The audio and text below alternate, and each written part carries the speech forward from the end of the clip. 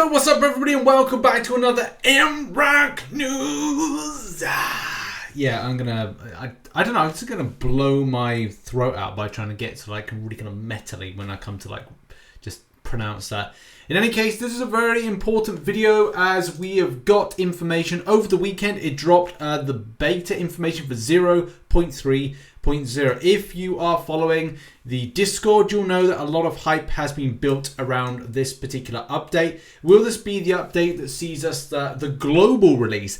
I don't think that's going to be the case, but what this will do will address a lot of issues that are currently being seen in game, from the idea behind matchmaking being so scuffy, but I don't know if this is actually going to come out in this update, but there's definitely going to be some weird stuff that needs to be explained. And definitely if you saw the gameplay basics video, there's going to be some things that are important to this.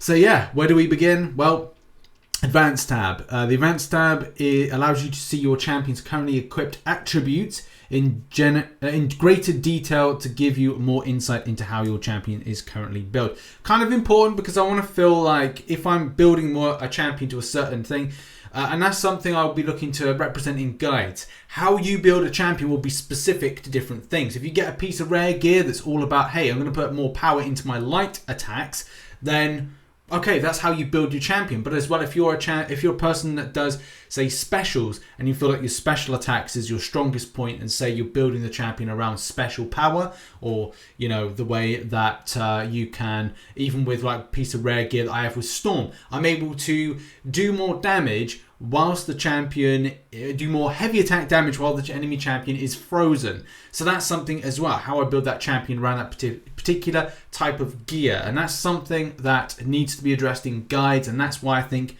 in some ways people jumping the gun and making guides is a bit too premature, but that's another story for another day.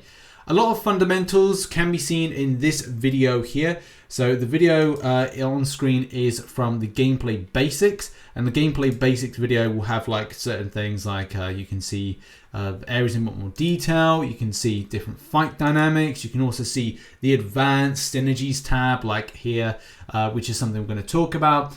And as well, in some cases, some kind of like new weaponry, which again, we'll talk about as well, epic gear that can be found on certain characters. And yes, I did miss out that there was epic gear mentioned in this. You can see here for Iron Man, there's epic gear there, and some information, which again, we'll go into in a second. But yeah, back to the info 0.3.0. Gear synergies, again, something important to mention, will now generate all newly acquired rare gear. Synergies are special gear enhancements that activate when combined with gear from the synergy set.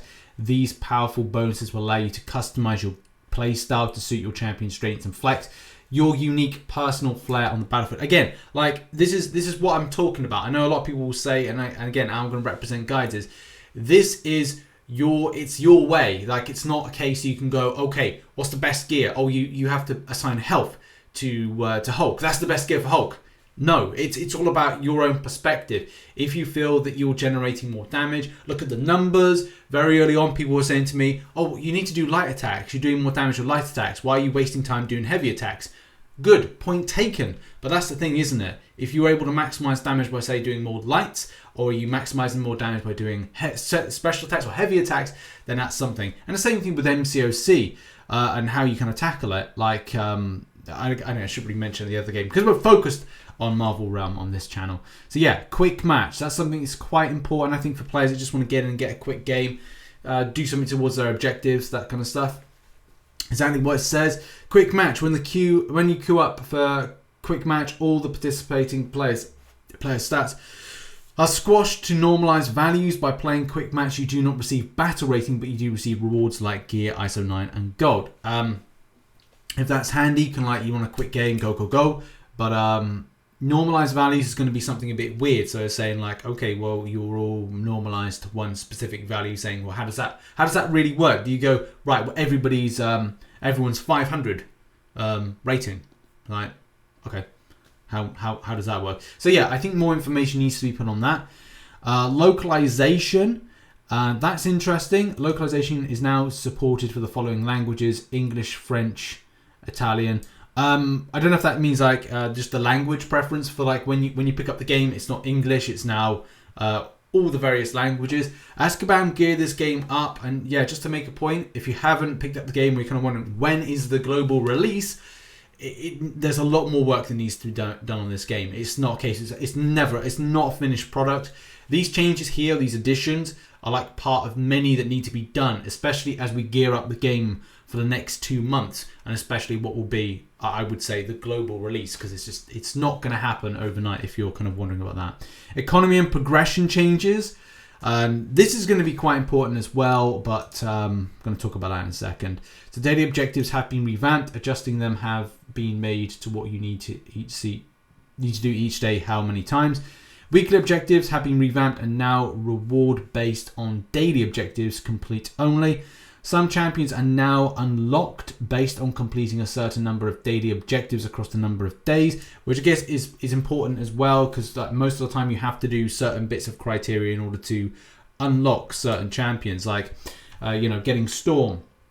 And that's the thing in it, like getting Storm requires a bit of effort to do it. The same thing with Black Panther. Black Panther requires a bit of effort in order to unlock her. So that's one. Storm's one as well that requires effort. So kind of limiting it down and giving people an opportunity to indeed get those champions is only but a good thing for this. And moving on. What else? New objective chain has been added to help new players get some resources more easily, and that's good as well. Like, I think the problem is just ISO acquisition and as well getting to warrior crystals, but again, that's another thing about battle rating I think we'll go into in a minute. A new summoner milestone objective chain has been added to the game. The chain rewards units, gold and tier 2 basic catalyst based on the sum of all your champions battle rating. I guess that can be quite good. Various champion specific objectives have been added. You now only receive gear and components from battle rating milestones. Milestone rewards, gold and units are available from summoner milestones. That's kind of good. Battle rating is something I have a bit of an issue with, and that's really with the state of acquisition. So when you try and get up to those warrior crystals, and as well the future proofing of the game from getting up to like the new tiers, because there's like an Avengers tier and other ones. The number of levels on gear has been adjusted. 1-star gear now maxes out level 2 from 3. That's good because then you're not investing so much so early on with stuff. And as well with more levels, more kind of like future. I don't know. Will Epic have more levels of kind of like increase? But it looks like 3-star gear now maxes out at level 6 from 5, which is good. It just means that you're not over investing into this stuff, and it means that it's not taking longer to get the max gear, which I think is really important. Gear upgrade costs have been adjusted, hopefully down. Maximum component capacity has been adjusted to match components required for upgrades, which is good. Components have been removed as a reward from games played in newcomer tier, and gear now scraps for a larger amount of gold, which is good. I mean, what am I sitting on? Like a huge amount of gold for this? I think I've got quite a bit. Was it 80? 62? 62. 62,000 gold I have at the moment, so that'd be important to look in that. There's also more weapons. Now, I don't know if we go back to the trailer side of things, what we can really see with drones being added in. I don't know if this is... No, that's arms. I'm trying to see if we can see that from the perspective of Iron Man, because there must be something that I've missed off in this trailer. By the way, there's those other tiers. So they're like Champion and Avenger. So I can imagine there's going to be a Kabam employee that's a lot further along with doing this. But it's just trying to find like a good image of drones in action. I don't think there is in this trailer. If not, it's going to be like a momentary thing. I'm sure there'll be somebody in the comment section who will say, hey, look, there's the drones. Make sure to kind of like mention them. But yeah, whatever drones are, I'm sure that's going to be helpful to the grind. And information of those that drone weaponry can be found here in the link in the description for 0.3.0. Web Warrior is getting a Gatling shooter. So that's going to be pretty cool to kind of see what happens with that. Storm gets a lightning staff. Now this is the one I think we saw in the video. I don't know if we saw I want to say we might have seen the Spider-Man one in the gameplay basics video. Let's just have a quick look again at that. So where is...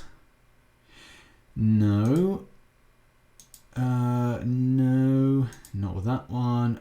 not with that. I'm pretty certain we've seen that Storm one. That's the thing. And yeah, I want to say this is the lightning staff that's been kind of alluded to right there, especially with the SP3 looking very kind of like different. I don't know 100% if that is indeed the case, but there's not much being given away. And the same thing with like the Spider-Man. Can't see that just yet, but it could be there.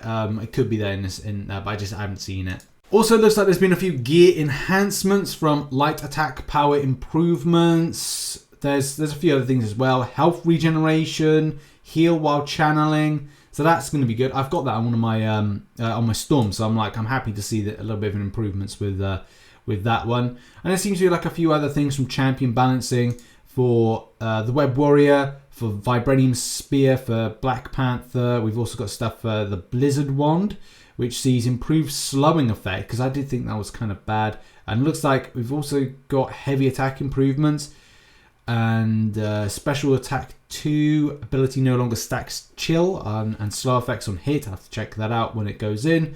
And a few bug fixes from significant improvements to AI, numerous bug fixes, updated victory and defeat animations, and various stability improvements for iOS and Android.